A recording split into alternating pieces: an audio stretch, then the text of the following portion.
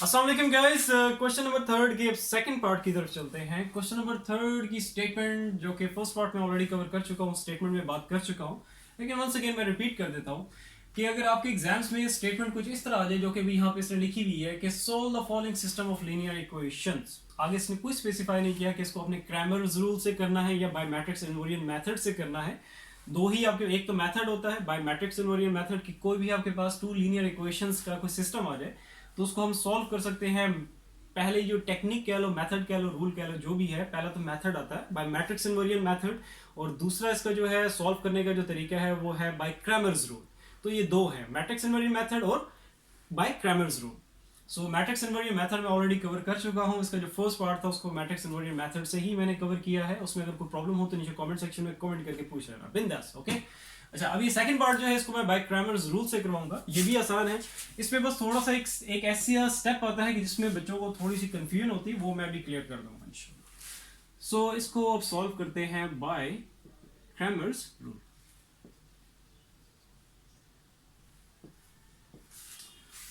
तो दोनों ही आसान है। आप लोगों पे क्या, आप लोगों को कौन सा आसान लगता है? अगर एग्जाम में सॉल्व लिखा हो, कोई स्पेसिफाई ना किया हो स्टेटमेंट में, फिर आपकी मर्जी है, ठीक है। ग्रामर से करो या मैट्रिक्स इनवेरिएंट मेथड से करो। तो चलो भाई, सबसे पहला काम कि जो भी आपके पास दो लीनियर इक्वेशंस का सिस्टम दिया हो तो उसको आपने क्या करना है, सबसे पहले इनको मैट्रिक्स फॉर्म में लिखना है। ये आपका सबसे पहला काम होगा। चलो अब इनको मैट्रिक्स फॉर्म में लिखते हैं। तो मैट्रिक्स फॉर्म में लिखोगे तो सबसे पहली जो मैट्रिक्स होगी वो आपके पास क्या होगी, लेकिन मैट्रिक्स फॉर्म में लिखने से पहले भी एक बात मैं जरूरी है वो बताता जाऊं, क्योंकि अक्सर टीचर्स बच्चों को ट्रिक करने के लिए वो ऐसा करते हैं कि देखो आपने इनकी जो अरेंजमेंट है, ये जो अननोन्स है, देखो सॉल्व कर रहे हैं। सॉल्व मींस से किसके लिए कर रहे हैं, ये x1 और x2 की वैल्यूज फाइंड आउट करने के लिए हम सारा काम कर रहे हैं। तो आपके वेरिएबल्स या जो भी अननोन है जिनकी वैल्यू आपने फाइंड आउट करनी है, उनकी अरेंजमेंट भी आपने चेक करनी है। जैसे फॉर एग्जांपल कोई टीचर ट्रिक करने के लिए x1 था तो इसकी जगह x2 कर देते हैं और इसको x1 कर देंगे। और अगर आपने डायरेक्टली मैट्रिक्स फॉर्म में कोफिशिएंट्स लिखते होते हैं, वो कोफिशिएंट लिख दिए, अरेंजमेंट को आपने प्रॉपर तरीके से अरेंज ना किया, मतलब अरेंजमेंट को चेक ना किया, तो फिर गड़बड़ हो जाएगी। डेफिनेटली स्टार्ट से ही गड़बड़ होगी और टीचर को चेक करने में बड़ी आसानी होगी। स्टार्ट से लेकर एंड तक सारा क्रॉस कर देगा। सो प्लीज सबसे पहले आपने जो अननोन्स हैं उनकी अरेंजमेंट देखनी है कि वो प्रॉपरली अरेंज हुए हैं दोनों इक्वेशंस में या नहीं। अब जैसे x1 और x2 यहाँ पे यूज कर रहे हैं अननोन्स, तो पहले आपका x1 आना चाहिए और बाद में आपका क्या आ जाएगा, x2। इस तरह अगर x y वेरिएबल्स हो, अननोन्स हो, तो पहले x और बाद में y। तो इस तरीके से प्रॉपर तरीके से इसको अरेंज करके एंड देन फिर आपने स्टार्ट करना है, ओके। तो अभी यहाँ पे हमारे पास क्या, और लाजमी नहीं है कि अगर मैंने x1 कहा है कि अगर x1 और x2 यूज हो रहे हैं तो x1 पहले ही होना चाहिए, नहीं तो क्वेश्चन के रिजल्ट ठीक नहीं आएंगे। आप x2 पहले रख दो और x1 बाद में रख दो, तो नीचे भी फिर x2 पहले और x1 जो है वो बाद में। मतलब प्रॉपर अरेंज होने का मतलब ये है कि जो चीज पहले यहाँ पे, मतलब जो अननोन आया हुआ उसी के साथ, मतलब x2 x2 x1 x1 या x1 x1 x2 x2, ठीक है। इनको आगे पीछे भी करके लिख सकते हो, लेकिन आगे पीछे का मतलब क्या है, ऊपर नीचे प्रॉपर तरीके से अरेंज होना चाहिए। जो ऊपर अननोन होगा उसी के नीचे वही अननोन होना चाहिए, ओके। ये मैं क्लियर करता हूँ, लेकिन बाद में नहीं, तो बच्चे कहेंगे सर लाजमी है कि x1 ही आए, x1 नहीं x2 भी पहले आ सकता है, x, लेकिन फिर नीचे भी x2 होना चाहिए। अगर इधर x1 है तो नीचे भी इसके x1 ही होना चाहिए, ओके। आंसर सेम आएंगे, आंसर्स में कोई गड़बड़ी नहीं होगी। तो ये आप बस देखना है, बस प्रॉपर तरीके से अरेंज होने चाहिए, ओके। चलो अभी नेक्स्ट आगे चलते हैं। अच्छा, और इस तरह एक्स वाई की बात भी कर लेता हूं कि लाजमी नहीं कि पहले एक्स ही हो, वाई भी हो सकता है। वाई वाई और एक्स एक्स फिर दोनों ही वाई वाई फर्स्ट प्लेस पे होना चाहिए और दोनों ही फिर एक्स एक्स जो है वो सेकंड प्लेस पे होना चाहिए, ओके। अच्छा भाई नेक्स्ट, सब मैट्रिक्स फॉर्म में जब हम टू लीनियर इक्वेशंस के जो मैट्रिक्स फॉर्म लिखते हैं उसमें सबसे पहले जो मैट्रिक्स आती है वो जो ये अननोन्स हैं, इनके जो कोफिशिएंट्स हैं। अब यहाँ पे देखो इसका कोफिशिएंट मिसिंग है, तो कोफिशिएंट यहाँ पे वेरिएबल के साथ ना लिखा हो तो बाय डिफॉल्ट इसका कोफिशिएंट क्या होता है, 1 होता है। मैं यहाँ पे लिख देता हूँ कि लेट्स से कि हमारे पास एक वेरिएबल है। अगर आपसे पूछता है यार इसका कोफिशिएंट क्या है, तो आप कहोगे 1 है। अगर आपसे कोई पूछता है इसका पावर क्या है, इसकी एक्सपोनेंट क्या है इस वेरिएबल की, तो वो 1 है। तो वेरिएबल की अगर कोई पावर मेंशन ना हो तो 1 होती है, इसका कोफिशिएंट मेंशन ना हो तो वो भी क्या होता है, 1 होता है, ओके।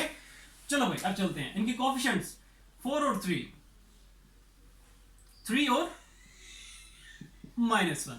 और प्लीज अगर कोई कोफिशिएंट जिसके साथ ये नेगेटिव साइन मेंशन हुआ है तो नेगेटिव साइन उसकी मलकियत है, उस कोफिशिएंट की, उसको साथ लेके आपने चलना है, ठीक है। मींस नेगेटिव साइन उस कोफिशिएंट के साथ आएगा। अक्सर बच्चे कोफिशिएंट लिख लेते हैं और कहीं नेगेटिव साइन आ रहा होता है, नेगेटिव साइन नहीं मेंशन करते। नेगेटिव साइन लाजमी मेंशन करना है, वो साथ साथ चलेगा, ओके। चलो भाई नेक्स्ट आगे, इसके साथ जो नेक्स्ट मैट्रिक्स आएगी वो उससे मल्टीप्लाई हो रही होगी, इसलिए बीच में मैंने कोई साइन नहीं रखा, और वो नेक्स्ट मैट्रिक्स क्या होगी, अननोन मैट्रिक्स होगी, x1 और ये x2। नेक्स्ट आगे फिर इक्वल का साइन आ जाएगा। नेक्स्ट आगे आपके राइट हैंड साइड पे जो भी नंबर्स हैं वो आपके आ जाएंगे, ठीक है, जैसे भी यहां पे 5 और 7 है। चलो भाई नेक्स्ट आगे, इसको साइन को या सिंबल को एक ही बात है, ओके, साइन नहीं है सिंबल है, इक्वल का सिंबल, एक एक चीज सही बोलनी पड़ती है, फिर बाद में कहते अच्छा आपने वहां पे गलत बोला था, अच्छा यार फिर समझ लो क्वेश्चन को, ओके। चीजें कभी कभी होता है, मैं इन चीजों पर फोकस नहीं कर रहा था, लेकिन मुझे कभी कभी होता है तो मैं क्लियर कर देता हूँ, ठीक है। इक्वल का सिंबल एंड देन उसके बाद फिर 5 और 7 आ जाएगा, ओके। इसके बाद आपने क्या करना है, इसकी लेवलिंग कर देनी है, ये आ जाएगी आपकी पहली ही मैट्रिक्स है वो ए, ये जो अननोन मैट्रिक्स है इसको कह दो x, और ये जो आपके पास मैट्रिक्स है इक्वल की दूसरी तरफ पड़ी हुई है वो आपके पास क्या आ जाएगी, उसको b लेवल कर दो। चलो भाई अब यहां से काम हमारा डिफरेंट हो जाएगा, यहां तक तो काम वही है जो कि हम लोगों ने मैट्रिक्स इन्वर्जन मेथड में भी देखा था। अब यहां से आपने क्या करना है कि इक्वेशन वगैरह नहीं बनानी जो कि मैट्रिक्स इन्वर्जन में किया था, अब यहां पे आपने डायरेक्ट कुछ फॉर्मूलाज लिखने हैं x1 और x2 के लिए, क्योंकि इन्हीं के लिए हम सारा काम कर रहे हैं। तो पहले x1 का फॉर्मूला मैं लिख देता हूं, वो आ जाएगा a x1 का डिटर्मिनेंट डिवाइडेड बाय a का डिटर्मिनेंट, इसको मैं कह दूंगा फर्स्ट इक्वेशन। फिर x2 है दूसरा आपका अननोन, तो उसके लिए फॉर्मूला हो जाएगा ax2 का डिटर्मिनेंट डिवाइडेड बाय a का डिटर्मिनेंट। अब दोनों इक्वेशंस में देखोगे नीचे आपके पास क्या है, a का डिटर्मिनेंट आ रहा है, और सबसे पहला काम ही आपने ये करना है कि a का डिटर्मिनेंट आपने सबसे पहले फाइंड आउट करना है, जो कि हम लोगों ने इन मैट्रिक्स इन्वर्जन मेथड में भी जब इनवर्स फाइंड आउट कर रहे थे तो सबसे पहले हम लोगों ने क्या किया था, डिटर्मिनेंट निकाला था ए मैट्रिक्स का, ओके। तो अभी यहाँ पे ए डिटर्मिनेंट निकालेंगे, और ऑब्वियसली निकालना जरूरी है, पहले हम ये तो मेक श्योर करें, ये चीज तो चेक कर लें कि यार आगे फर्दर सॉल्यूशन पॉसिबल है भी कि नहीं। सो दैट्स व्हाई आपने ए डिटर्मिनेंट सबसे पहले निकालना है, ठीक है। सो ए का डिटर्मिनेंट यहां मैं साइड पे निकाल लेता हूं,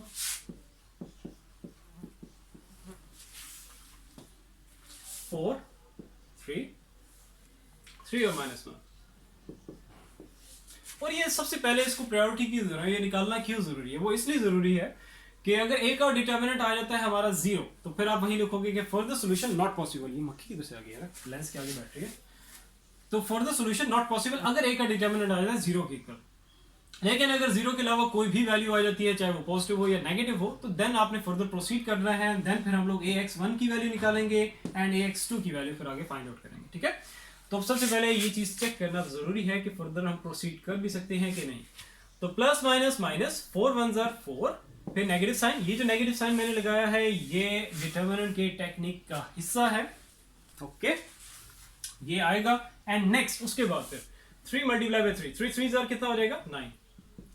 सो बड़ी वैल्यू नेगेटिव साइन है तो ये नेगेटिव साइन आ जाएगा, माइनस माइनस प्लस होगा, तो उसके बाद इन दोनों को ऐड करोगे तो हमारे पास कितना आ जाएगा 13। तो ये हमारे पास ए का डिटर्मिनेंट आ गया। आगे लिखना आपने, जो मैं आगे काम करूंगा ये काम आप लोगों ने लाजमी करना है, इसके भी मार्क्स होते हैं, ठीक है, इसीलिए तो हम ए का डिटर्मिनेंट सबसे पहले निकालते हैं। सो आगे क्या है कि which is not equal to 0, -13 जो है वो इक्वल टू 0 नहीं है, नॉट इक्वल टू 0 है। सो वर्डिंग में क्या लिखोगे, सो फर्दर सॉल्यूशन पॉसिबल। बस ये काम करने के बाद ए का डिटर्मिनेंट इसको मैं साइड पे लिख लेता हूं, क्योंकि इसकी आगे मुझे जरूरत पड़ेगी, और ये वाला ये जो सारा काम है ये मैंने भी आगे जाके इरेज करना है, इसीलिए मैंने उसको पहले ही साइड पे लिया। अच्छा जी, ठीक हो गया। ए का determinant which is not equal to 0 -13 आ गया, मींस उसे फर्दर हम प्रोसीड कर सकते हैं। अब चलते हैं ax1 का डिटर्मिनेंट फाइंड आउट करते हैं। अब ax1 का डिटर्मिनेंट कैसे निकालेंगे, अब इस पे बात करते हैं। है तो डिटर्मिनेंट, और किसका डिटर्मिनेंट है, ए मैट्रिक्स, क्योंकि ए कैपिटल ए मींस से कि ये मैट्रिक्स की बात कर रहा है, तो इसी पे हमारा मेन फोकस होगा। सो लेकिन उसके साथ साथ हमें ये देखना है ए मैट्रिक्स की में किसकी बात कर रहा है, ए मैट्रिक्स में किसकी बात कर रहा है, x1 क्या है, x1 की जो कोफिशिएंट्स है इनकी बात हो रही है, मींस ये कॉलम फर्स्ट की बात कर रहा है। कॉलम फर्स्ट क्या था, x1 के कोफिशिएंट्स हैं, तो जिसकी वो बात कर रहा होगा आपने फोकस उस मैट्रिक्स के अंदर उस कॉलम में करना है, ठीक है, उस कॉलम पे करना है। तो और डिस्टर्ब भी फिर उसे ही करना है, जिसकी बात हो रही है डिस्टर्ब भी आपने उसी को ही करना है, बाकी जिसकी बात नहीं हो रही मींस ये जो आप देख रहे हो जो सेकंड कॉलम है ये किसका है, x2 के कोफिशिएंट्स का है, जिसकी बात नहीं हो रही, इसको आपने एज इट इज पहले ही लिख देना है, ताकि जो कंफ्यूजन बच्चों को इस स्टेप में होती है कि यार ये बी मैट्रिक्स को अक्सर बच्चे इस x2 के जो कॉलम है, x2 के जो कोफिशिएंट्स वाला कॉलम है, इससे रिप्लेस कर देते हैं। प्लीज इस कंफ्यूजन से बचो।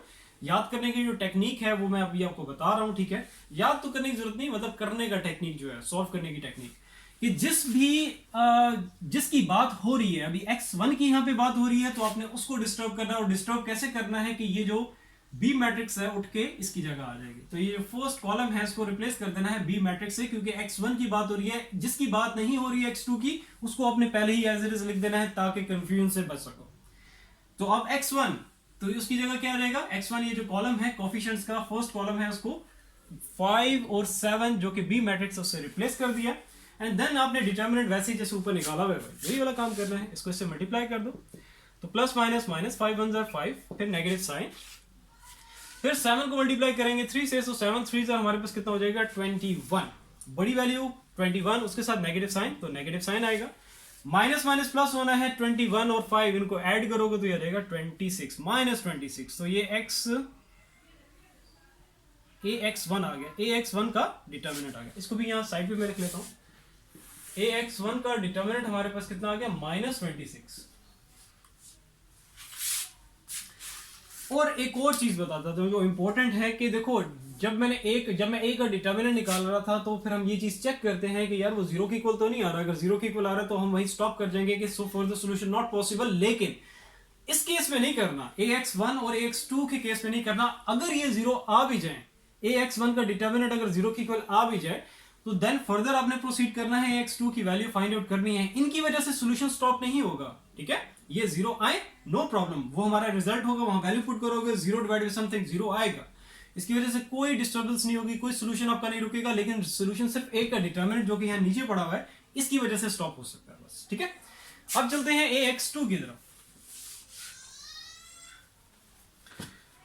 चलो भाई, ax2 का डिटर्मिनेंट, अब देखो किसकी बात हो रही है, ए मैट्रिक्स में किस पे बात हो रही है, x2 पे बात हो रही है। इसको मैं पहले जरा क्लीन कर दूं।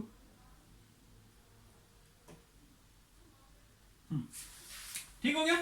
किस पे बात हो रही है, x2, जो कि x2 के कोफिशिएंट्स जो कि क्या है 3 और -1, मींस ये वाला कॉलम किसका, x2 का है। तो जिस पे बात हो रही होती है उसी को डिस्टर्ब करना है, जिसकी बात नहीं हो रही होती उसको आप पहले ही लिख लो और उसकी अपनी जगह पे लिखो, ठीक है। ये पहला कॉलम है तो इधर आपने पहले ही लिखना है इसको। और जब x1 में फाइंड आउट कर रहा था ax1 का डिटर्मिनेंट, तो उसमें जो x2 के कोफिशिएंट्स थे जिसको मैं डिस्टर्ब नहीं करना था क्योंकि उस वक्त उसकी बात नहीं हो रही थी, वो सेकंड प्लेस पे थे, मतलब सेकंड कॉलम था, तो हमने सेकंड कॉलम की जगह ही लिखना है। कॉलम्स भी उनके चेंज नहीं करने, जो चीज जहां पे पड़ी है जैसे पड़ी है, जिसकी बात नहीं हो रही उसको वहीं पे आपने पहले ही लिख देना ताकि कंफ्यूजन से बच सको। तो ये हो गया, x1 की बात नहीं हो रही तो x1 के कोफिशिएंट उठा के पहली प्लेस पे पहले कॉलम में एज इट इज मैंने लिख दिया। एंड देन जिसकी बात हो रही है जो कि x2 है, उसका ये जो कॉलम ये सेकंड बन रहा है उसको आपने डिस्टर्ब करना है और ये बी मैट्रिक्स उठ के इसकी जगह आपने इसको रिप्लेस कर देना। तो ये बी मैट्रिक्स के जो एलिमेंट्स थे वो आपके पास 5 और 7 थे। अब इनका डिटर्मिनेंट ले लो, सिंपल, जैसे ऊपर काम किया हुआ हमने, 4 मल्टीप्लाई 7 या 7 मल्टीप्लाई 4, तो ये आ जाएगा हमारे पास 28, फिर नेगेटिव साइन, फिर 3 को मल्टीप्लाई कर दो 5 से, तो ये हमारे पास कितना आ जाएगा 15। सॉल्व करो तो हमारे पास कितना आएगा, 28 में से 15 गया तो 8 एंड 5, तो ये हमारे पास आ जाएगा 13। तो ये हमारे पास ax2 आ गया, ax2 का डिटर्मिनेंट आ गया जो कि 13 है। इसको भी साइड पे लिख लेता हूँ, इरेज करना है सारा यहाँ पे।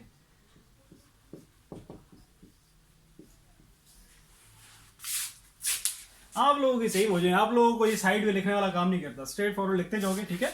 ये वाला ऑन द सीरियस नोट, ये तो जस्ट मैं जरी बात, मुझे स्पेस मैनेज करने के लिए सारा कुछ ये साइड में लिखना पड़ता है क्योंकि अभी ये मैं अरेज करने जा रहा हूँ। लेकिन आप लोगों ने ऐसा कुछ भी नहीं करना, ठीक है, आप स्ट्रेट फॉरवर्ड ही करते जाओगे नीचे।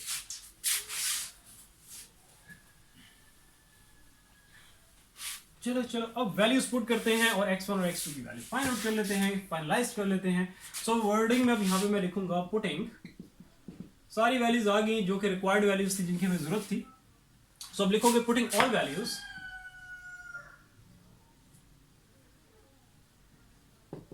In equation first and second. तो सबसे पहले इक्वेशन फर्स्ट, से x1 की वैल्यू फाइंड आउट कर लेते हैं। फॉर्मूला जो भी है पहले लिख लिया करो, ax1 का डिटर्मिनेंट डिवाइड बाय a का डिटर्मिनेंट। ax1 की वैल्यू हमारे पास क्या है -26, a का डिटर्मिनेंट की वैल्यू क्या है -13, नेगेटिव साइन से cancel, 13 1s are 13 2s are 26, तो ये हमारे पास यहाँ पे x1 की वैल्यू आ गई है 2। अब चलते हैं सेकंड इक्वेशन की तरफ और सेकंड इक्वेशन से हम लोग फाइंड आउट कर लेंगे x2 की वैल्यू। तो पहले फॉर्मूला लिख दो इसका, ax2 का डिटर्मिनेंट डिवाइडेड बाय a का डिटर्मिनेंट।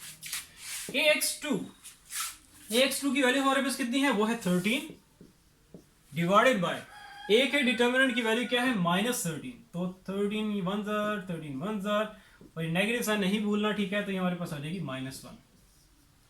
तो ये दो वैल्यूज हमारे पास आ गई, ठीक है। x1 की वैल्यू हमारे पास 2 है और x2 की वैल्यू हमारे पास आ गई है -1। और एक और चीज, छोटी सी चीज है लेकिन बताता जाऊं, अक्सर बच्चे अभी भी स्टिल इसमें गड़बड़ी करते हैं। देखो जैसे अभी 13/13 था, ठीक है, मैं नेगेटिव साइन की बात नहीं कर रहा, मैं वैल्यू चेंज कर लेते हैं यार, वो ले लेते हैं। लेट्स से 7 डिवाइड बाय 7 है, अगर 7 7 से कट गया, ऊपर नीचे न्यूमरेटर डिनोमिनेटर में सेम एग्जैक्ट वैल्यू थी, पूरी की पूरी कट गई, तो रिजल्ट में क्या आएगा 1 आएगा। अक्सर बच्चे अभी भी इसको 0 लिख देते हो, ऐसा नहीं करना, ओके, 1 आएगा। तो डिवीजन के केस में अगर पूरी की पूरी वैल्यू कट जाएगी तो क्या आएगा 1, और सब्ट्रैक्शन के केस में अगर पूरी की पूरी वैल्यू कट रही है तब 0 आएगा, ओके। इस चीज का बहुत ध्यान रखा करो, बेसिक सी चीज है प्लीज। चलो भाई, सॉल्व हो गया। x1 और x2 की वैल्यू में फाइंड आउट करनी थी, जो कि आपके सामने है with the help of Cramer's rule. I hope clear होगा। स्टिल अगर इसमें कोई कंफ्यूजन रह गई हो तो नीचे कमेंट सेक्शन में कमेंट करके आप पूछ सकते हो। इंशाल्लाह ताला फिर नेक्स्ट वीडियो में मिलते हैं। अपना बहुत सारा ख्याल रखो, अल्लाह हाफिज। अच्छा, जाने से पहले एक और बात बता दूं, इसका जो थर्ड पार्ट है वो भी मैं क्रैमर्स रूल से ही कराऊंगा, क्योंकि क्रैमर्स रूल में ही बच्चों को कंफ्यूजन होती है। कंफ्यूजन वाला एलिमेंट आई होप वैसे क्लियर तो हो गया होगा, लेकिन फिर भी मैं दोबारा से करा दूंगा क्रैमर्स रूल से ही, क्योंकि मैट्रिक्स इन्वर्जन मेथड में कोई कंफ्यूजन वाला एलिमेंट नहीं है। सो तो थर्ड पार्ट जो है मैं क्रैमर्स रूल से कराऊंगा, ठीक है। चलो फिर नेक्स्ट वीडियो में मिलते हैं। अपना बहुत सारा ख्याल रखो, अल्लाह हाफिज।